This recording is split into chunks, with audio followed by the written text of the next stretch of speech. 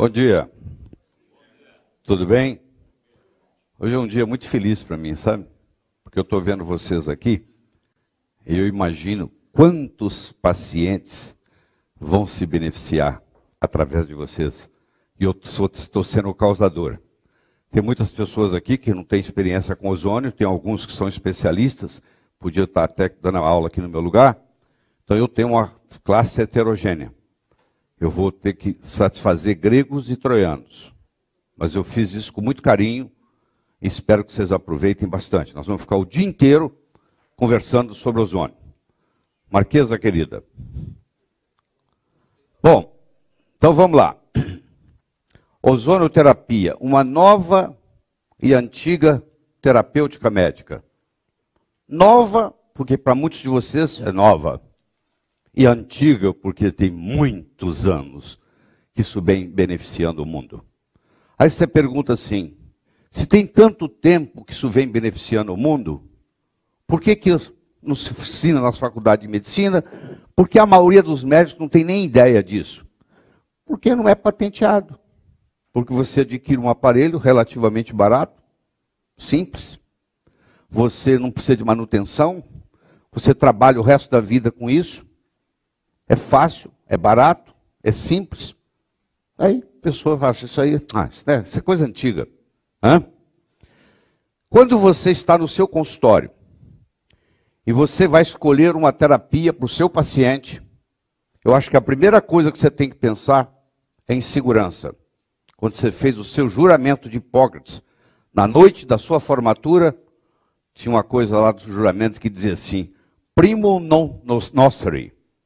Antes de mais nada, não prejudique. Antes de mais nada, não lese. Então eu acho que o médico, a primeira coisa que ele tem que ter é saber se o que ele está trabalhando é seguro. A segunda coisa que o médico tem que ver é se realmente o que ele está fazendo é melhor que placebo. Porque placebo funciona 30%. Esses estudos duplos cegos, randomizados, onde tem um grupo tratado e um grupo placebo, o grupo placebo funciona 25% a 30%, só pelo fato de ter alguém cuidando da pessoa, ter lá, faz parte de um estudo, etc. e tal. Então tem que ser melhor que placebo. E terceiro, tem que haver um custo-benefício, tanto para o médico quanto para o paciente. Se você olhar a segurança, a eficácia e o custo-benefício na escolha de uma terapia, a ozonoterapia encaixa em tudo isso. Por quê? Porque em 1980, na Alemanha, eles fizeram um estudo com 644 especialistas em ozônio. Tem mais de 10 mil médicos na Alemanha trabalhando com ozônio. De todos os países que eu vou mostrar para você onde o ozônio trabalha, onde trabalha com ozônio, eu diria que o país que mais se destaca, que tem mais experiência, que tem mais ciência, é sem dúvida a Alemanha. Lá tem 644 especialistas em ozônio. 644 especialistas em ozônio participaram do estudo. Um total de 384.775 pacientes. E um total de 5.579.238 tratamentos. Apenas 40 casos com efeitos colaterais. A mais segura das terapias médicas, 0,0007%. É a mais segura na história da medicina. Se perguntar assim, você conhece alguma coisa mais segura que o ozônio? Eu acho que nem água. É a terapia mais segura que existe. Ou seja, não tem problema nenhum. É só seguir a regra. Não tem problema nenhum. Zero. Feito como deve ser feito, é zero. Então, esses 40 casos, desses 5 milhões, deve ser porque alguém fez alguma coisa errada. Senão não teria acontecido também. O Samuel Pressman, ele fez um estudo, ele fez um levantamento ali na literatura e ele mostrou, publicou a eficácia da ozônio ou ozono. Os dois termos estão corretos. Você pode escolher um ou outro. A eficácia da ozonoterapia tem sido testada com sucesso em 262 enfermidades. Ou seja, o ozônio é eficaz em qualquer enfermidade que você use. Aí o médico começa. Como é que você pode ter uma coisa que funciona para tudo? Você vai entender como é que tem uma coisa que funciona para tudo. É só você entender o mecanismo de ação, você vai ver que funciona para tudo. Só pelo fato de funcionar para tudo, o médico desconfia. Não, eu estou acostumado com um remédio para uma coisa, outro remédio para outra coisa, outro remédio para outra coisa. E agora você vem me dizer que tem uma que funciona para todos. 262 enfermidades eles testaram e publicaram. Eu acho que funciona para qualquer coisa. Com exceção, talvez, de hipertiroidismo, que não deveria ser usado, o resto funciona. Mas olha o que acontece, olha o que você tem na cabeça. Você está assistindo um jornal na televisão, e estão dizendo assim, São Paulo hoje foi um dos dias mais poluídos. A taxa de ozônio está em tanto. Aí o médico pensa assim, se uma coisa que é poluição, como é que a gente pode usar em pacientes? Querido, o ozônio foi lá para salvar a poluição. O ozônio é o modo que a natureza tem.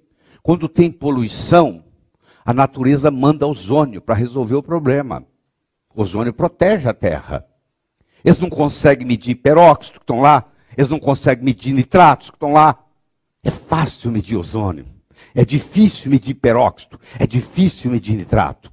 E existe uma correlação perfeita entre a concentração de ozônio no ar e o nível de poluição. Então eles optaram por usar o índice ozônio como índice de poluição. E desde que você estava no primário, a professora falava para você, cuidado com o índice de ozônio no ar, hein? Causa doença. E todo mundo tem na cabeça de que ozônio polui. Mas quem polui são os peróxidos e os nitratos. O ozônio é apenas um marcador. Você conhece biomarcadores. Pois é, aqui é um marcador da poluição. Papagaio come milho, periquito leva fama. Ele levou a fama de poluidor. E o médico tem essa versão. Não posso trabalhar com ozônio. É poluente. Então eu espero ter desfeito o primeiro mito. Nas terapias modernas, quem determina qual medicamento a ser usado não é o paciente, nem tampouco o médico, mas sim o seu diagnóstico. Nós praticamos uma medicina totalmente baseada no paradigma diagnóstico. Para essa doença, esse remédio, para aquela doença, aquele remédio, para aquela doença, aquele remédio. Você vai na medicina chinesa, você vai na medicina ayurvédica, você vai perceber. Você vai na medicina chinesa, você vai na medicina ayurvédica, você vai ver que não existe essa história de que esse remédio, esse diagnóstico, esse remédio, esse diagnóstico. Você vai na medicina chinesa, você fala assim, é o Qi que tem que ser harmonizado. A doença é um desequilíbrio do Qi. Pode se manifestar desse jeito, manifestar daquele, manifestar daquele, manifestar daquele. Entendeu? Então, como nós, na faculdade de medicina, aprendemos o paradigma diagnóstico, que tem um diagnóstico, que tem um tratamento ideal para aquele diagnóstico. Quando eu digo para você que existe uma substância que trata qualquer doença, você fala, não, peraí, isso é panaceia, isso não pode existir. Muito bem, a ozonoterapia restabelece o estado de equilíbrio do corpo, podendo ser usado em qualquer condição médica, independente do diagnóstico. Independente, aqui, eu deixei aqui em azul, bem destacado. O dia que falar para você o nome de uma doença que você não conheça, você perguntar assim, ozônio é bom? É bom. Porque provavelmente, se não fizer nada, não vai prejudicar. Porque é extremamente seguro. Tem nada na medicina tão seguro quanto o ozônio. Nada. Nada passa perto. E é eficaz, eu mostrei para você, publicados em 262 enfermidades.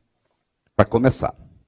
Então, como você vai ver o mecanismo do ozônio, que eu espero trazer uma luz para vocês sobre isso, discutir de um jeito que mesmo os especialistas na sala nunca viram discutir desse jeito, vai lhe abrir uma visão muito grande do processo. Quantas terapias são totalmente seguras, completamente sem nenhuma toxicidade, baixo custo e que tenham efeitos favoráveis sobre doenças autoimunes, câncer, artrite, doenças infecciosas, doenças inflamatórias, dor aguda e crônica, fabuloso. Você pode conversar com o Dr. Cândido, que trabalha com dor, ele vai te falar. Doenças cardiovasculares, etc, etc, etc, etc, etc, etc, etc. Eu só conheço uma palavra que vem em mente: ozônio. Como eu mencionei ontem, o único problema que eu vejo com ozônio é que faz o médico ficar medíocre. Porque ele não precisa pensar mais. Ele resolve tudo com ozônio. Então ele, ozônio, ozônio, ozônio. Não precisa pensar mais. É o único problema. O médico às vezes para de estudar, porque às vezes ele descobriu isso aí, e agora resolve qualquer problema, começa a aumentar o consultório dele. Gente que tinha parado, já aposentado na medicina, começa a trabalhar com ozônio. Começa a fazer fila, eu já vi fazer fila em São José dos Campos, na rua. O indivíduo com mais de 80 anos tinha parado de clinicar, voltou a clinicar, fazia fila na rua para atender. De tanta gente que quer receber ozônio. Porque um conta para o outro conta para o outro conta para o outro. Você fala, mas você tem que decidir, você chama de ozonoterapia ou você chama de ozonioterapia? Eu chamo os dois e, de propósito, eu vou alternar os nomes, porque tem gente, quando você fala ozônio, ele te corrige, ele fala é ozono. Se você fala ozono, o outro te corrige, fala é ozônio. Os dois estão certos. Então eu faço questão de alternar entre ozonoterapia e ozonioterapia. Para muitos de vocês, talvez seja a primeira vez que você vê isso. Aqui está a declaração de Helsinki, da Organização Mundial de Saúde, reconfirmada em junho de 64, criada em junho de 64 e reconfirmada em Tóquio em 2004. Deixa eu lê-la para você.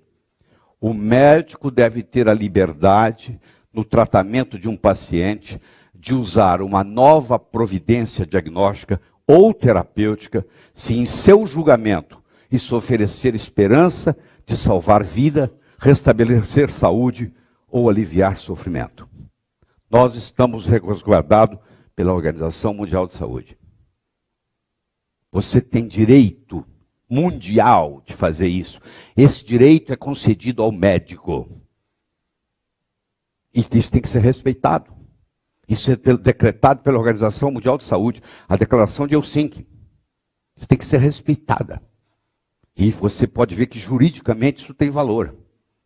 Tem que ser respeitado. Então você, com a sua consciência, com permissão do paciente, que você vai ver como é que acontece, você pode usar ozônio sim. E se alguém vier criar caso com você, você vai poder se justificar e vai poder se defender numa boa. Agora, se você é medroso e fica se escondendo, dando uma de avestruz, você sabe o que avestruz faz, né? Enfia a cabeça na areia, deixa o rabo para cima e acha que está protegido. Se você dá uma de avestruz, você fala, não, isso aqui eu não faço. Porque eu posso ter problema. A vida você pode ter problema. Você atravessa a rua ali, você pode ter problema. Pode ser atropelado, pô. Viva a vida com coragem. Faça aquilo que você acha que tem que ser feito. Porque você sempre vai encontrar alguém que é de uma opinião contrária. E daí? Qual o problema? A Alemanha, a Bulgária, o Canadá, Cuba, França, Hungria, Itália, Israel, Japão, México, Polônia, Rússia. Aqui, o ozônio está aprovado. Nos Estados Unidos, existem 14, tem 13, mas tem mais um, 14 estados onde o ozônio é permitido. E você vai entender toda a dinâmica por quê. Certo? Então está aqui, isso está tudo nos slides, ninguém precisa copiar nada, tá bom? Por favor. Bom, deixa eu apresentar para vocês a Declaração de Madrid. A Declaração de Madrid sobre o ozônio aconteceu recentemente, em 2010. Reuniram-se 20 federações de ozônio mundial e criaram a Declaração de Madrid. O movimento dizendo o seguinte: o médico no mundo inteiro tem que ter permissão para usar ozônio. Por que nós não vamos usar? Se é eficaz, se é seguro, se tem um custo-benefício fabuloso, tanto para o médico quanto para o paciente. Por que não? Então eles se reuniram e criaram a Declaração de Madrid, que está crescendo. No último congresso ibero-americano, o terceiro congresso ibero-americano que aconteceu no Rio de Janeiro, vieram os advogados da Declaração de Madrid, da Espanha, para explicar as leis todas internacionais envolvidas, e etc, etc, etc, etc. O ozônio, cor azulada, é só se olhar para o céu ali fora. Quer ver ozônio? É só se olhar para o céu. Tudo que está azul lá é ozônio. O que dá o azul do céu é ozônio. O ozônio, cor azulada, pelo peso molecular 48, é a forma alotrópica do oxigênio. O que significa que ambas as moléculas consistem de átomos de oxigênio, 2 no caso do oxigênio, 3 no caso do ozônio, mas com propriedades físicas e químicas diferentes. Eu sei que tem muito tempo que você estudou alotropia.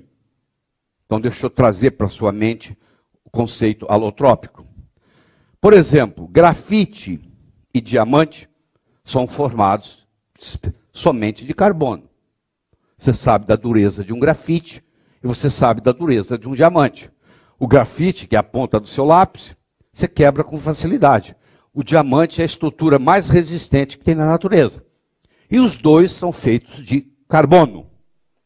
Eu posso ir até mais longe. Eu posso mostrar para você o grafite, eu posso mostrar para você o diamante, e posso mostrar para você o fureleno. O fureleno foi criado, foi descoberto em 1985, recentemente.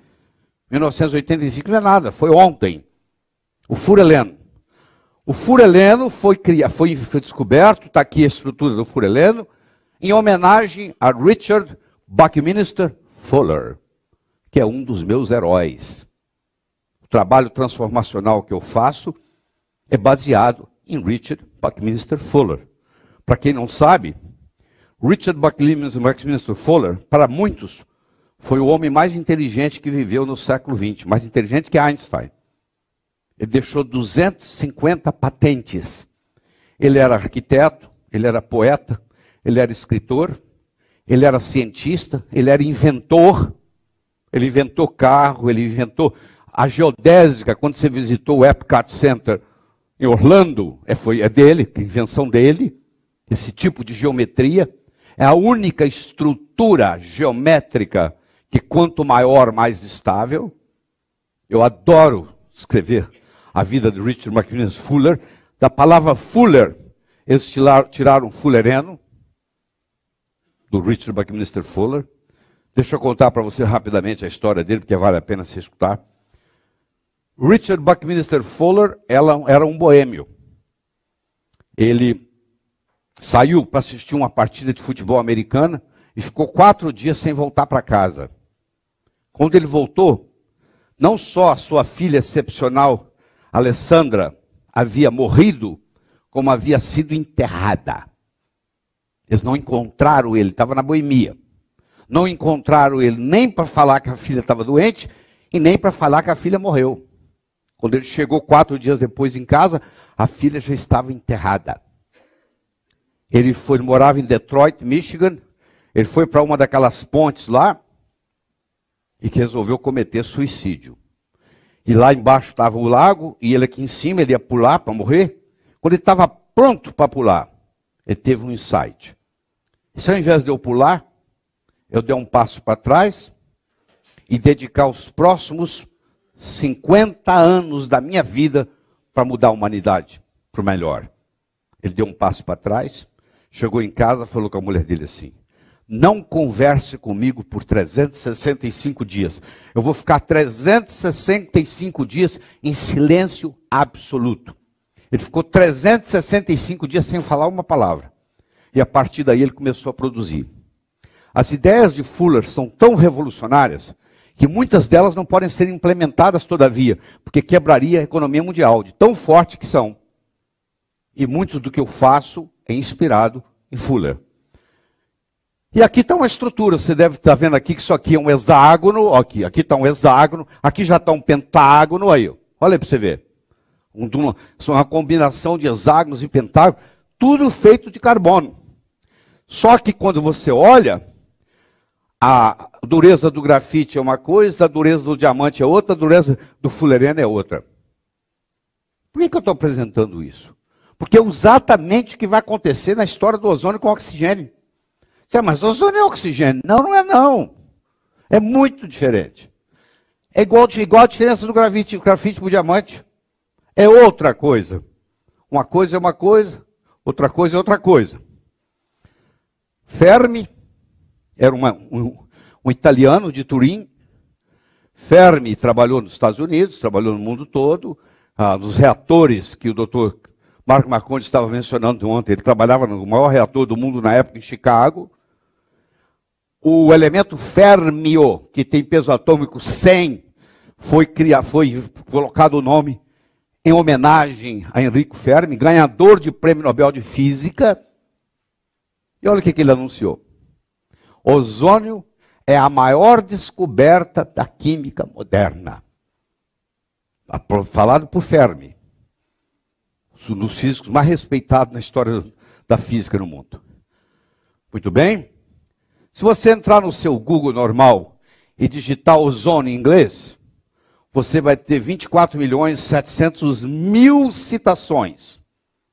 Se você entrar no Google acadêmico e digitar ozônio em inglês, você vai ter 585.000 citações.